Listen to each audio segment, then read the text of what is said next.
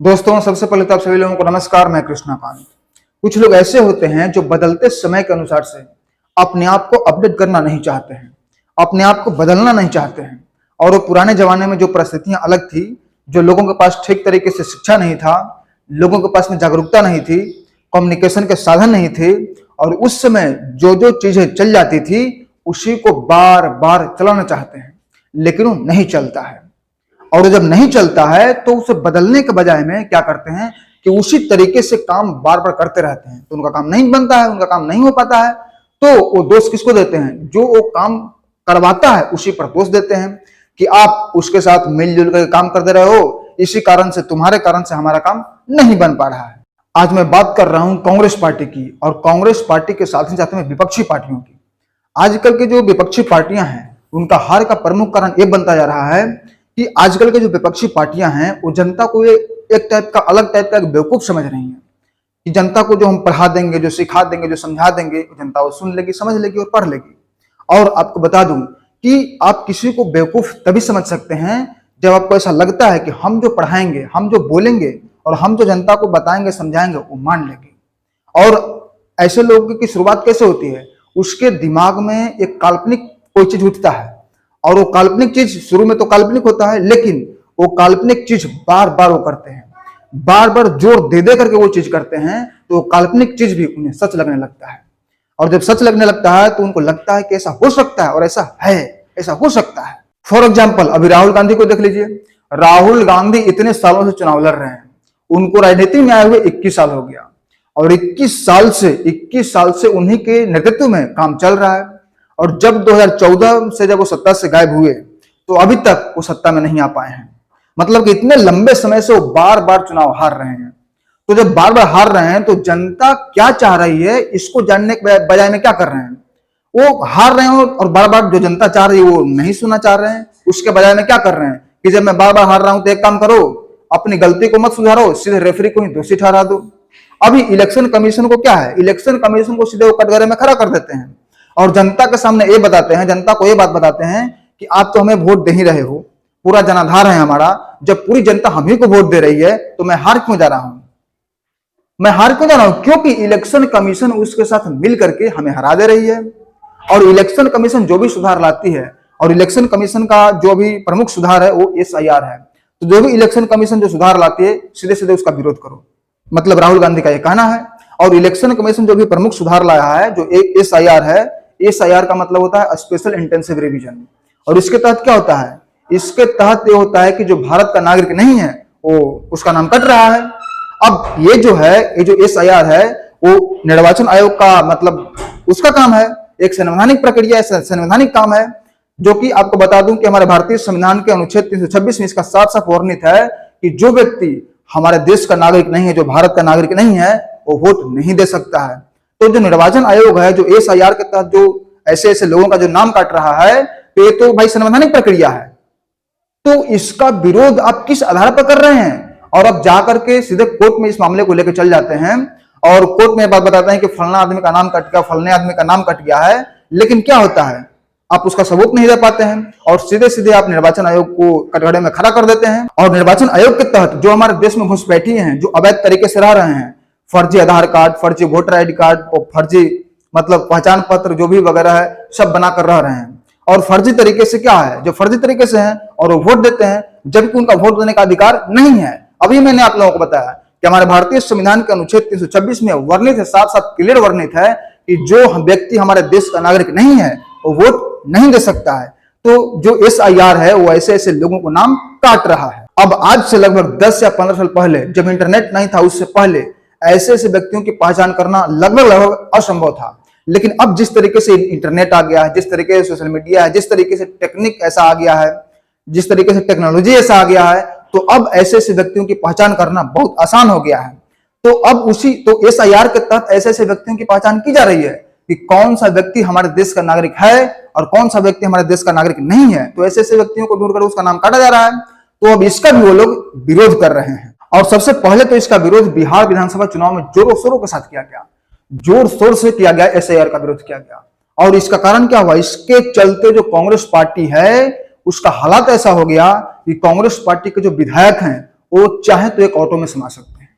मात्र 6 सीटों पर ही सिमट कर रह गया। कांग्रेस पार्टी का ऐसा हालात हो गया।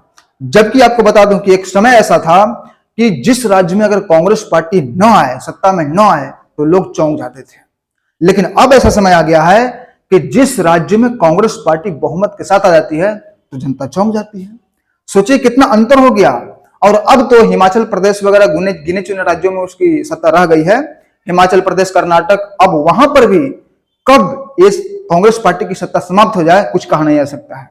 और समाप्त होने के बाद कब दोबारा आएगी और नहीं भी आएगी कुछ नहीं कहा जा सकता है। क्योंकि इन लोगों ने एसआईआर का विरोध किया और जनता को बेवकूफ बनाने की कोशिश किया गया कि आपका वोटर लिस्ट से नाम काटा जा रहा है और दसों प्रकार से जनता को बताया गया कि देखिए आपका नाम कट गया है, फलाने आदमी का नाम कट गया है, आपका वोटर लिस्ट से नाम कट गया है। लेकिन वही व्यक्ति दूसरे दिन सोशल मीडिया पर जाकर कहता है कि नहीं, मेरा तो नाम नहीं कटा है। तो इस तरीके से जनता को बेवकूफ समझने की कोशिश किया गया और जनता को बेवकूफ बनाने की कोशिश किया गया। और अभी बिहार विधानसभा चुनाव हारने के बाद में इन लोगों को भी अभी तक समझ में नहीं आ रहा है। अभी तक इन लोगों का अक्ल ठिकाने नहीं आया है। उसके बाद में ये लोग क्या किया है कि दिल्ली के रामलीला मैदान में एसआईआर का विरोध की बात कर रहे हैं और ये लोग हर तरीके से इस बात को कहते हैं। और ये लोग तो एक फंडा अपना लिए हैं कि अगर हम एक ही झूठ को बार बार बोलेंगे, जोर दे देकर बोलेंगे, तो लोग वही झूठ को सच मानने लगेंगे। लेकिन आप एक ही बात को अगर बार बार बोलते हैं, झूठ को अगर आप बार बार बोलते हैं, तो अगर उस झूठ को अगर सच में बदलना है तो उसके लिए कोई प्रमाणिक सबूत चाहिए, कोई ठोस सबूत चाहिए, तब तो साच माना जाएगा ना।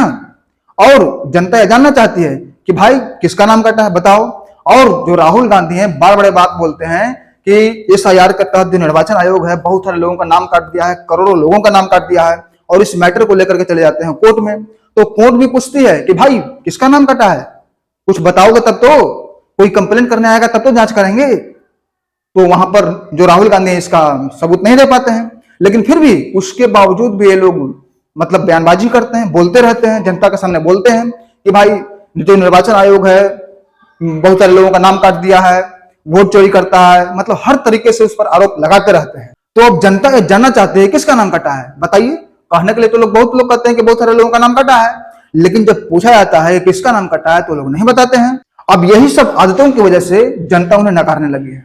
देखिए उनको करना क्या चाहिए था, जिस तरीके से भी बिहार विधानसभा के चुनाव में जैसे उनको हार मिली है, जिस तरीके से उनका हालात हुआ है, तो सीधे से उनको क्या करना चाहिए था, सीधे सीधे वो जनता के बीच में जाते, हाथ जोड़ते हुए कहते कि आपका जनाधार मुझे स्वीकार है, आपका निर्णय हमें स्वीकार है। शायद मैं वैसा काम नहीं कर सका जो आप चाहते थे, कि अपने कामों से मैं आपको प्रसन्न नहीं कर पाया, लेकिन अगली बार मैं कोशिश करूंगा कि आपके अनुसार काम हो और आप हमें पूर्ण बहुमत देकर दोबारा मतलब अगली बार में सत्ता में हमें स्थापित करेंगे। ऐसा उनको बोलना चाहिए था। जैसे कि तेजस्वी यादव भी अभी चुनाव हारे हैं, लेकिन उनकी तरफ से जो पहले वो भी बयान देते थे, लेकिन अब उनके तरफ से निर्वाचन आयोग के विरोध में बयान नहीं देते हैं, न के बराबर सुनने को मिलता है। लेकिन हालांकि अब कब उनके विरोध में बयान दे दें कुछ कहा नहीं जा सकता है, लेकिन अभी तक तो सुनने को नहीं मिला है। तो तेजस्वी यादव ये बात समझ गए हैं कि अब ऐसे काम नहीं बनेगा। अगर हमें बिहार की सत्ता में स्थापित होना है, अगर देश की सत्ता में अगर स्थापित होना है, तो ऐसे जनता को भ्रमित करने वाली बात बोल करके नहीं हो सकते हैं। पूरी तरीके से विकास की बात करनी पड़ेगी और इस चीज से सबक अखिलेश यादव नहीं लिए हैं। आपको बता दूं कि 2027 में यूपी में विधानसभा का चुनाव होने वाला है, तो इस बार भी अखिलेश यादव शायद निपटने का मन बना लिए हैं। क्योंकि इस बार की बिहार की विधानसभा में जो महागठबंधन की हार हुई है, तो इस हार में जो अखिलेश यादव हैं वो अपनी प्रचार की हार नहीं बता रहे हैं, जनता का मन नहीं बता रहे हैं, जनता का निर्णय नहीं बता रहे हैं। वो इस हार का जो कारण है वो निर्वाचन आयोग की साजिश बताने में लगे हुए हैं जनता के बीच में। और आपको बता दूं कि राहुल गांधी का भी ये आदत है कि जिस जिस राज्यों में वो चुनाव हारते हैं कांग्रेस पार्टी, तो राहुल गांधी सीधे सीधे निर्वाचन आयोग को दोष देती है, निर्वाचन आयोग को दोष देती है। और वही काम जो अखिलेश यादव हैं वो कर रहे हैं। और अब राहुल गांधी को लेकर के जनता के बीच में एक मैसेज चला गया है कि ये आदमी बहुत झूठ बोलता है।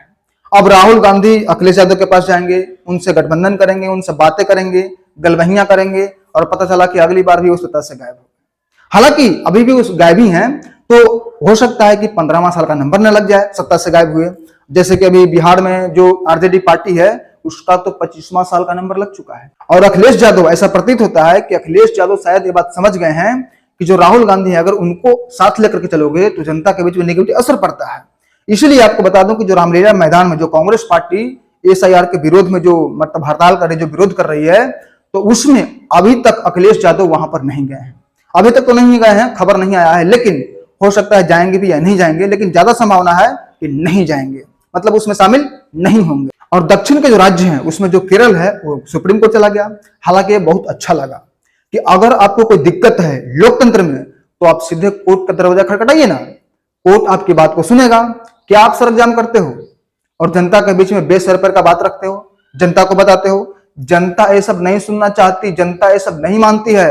और अगर आपको देश में कुछ करना है, मतलब देश के जो लोग हैं, जो आम जनता है, अगर उनके लिए जन कल्याणकारी काम करना है तो सबसे पहले आपको अपने आप को अपडेट करना पड़ेगा।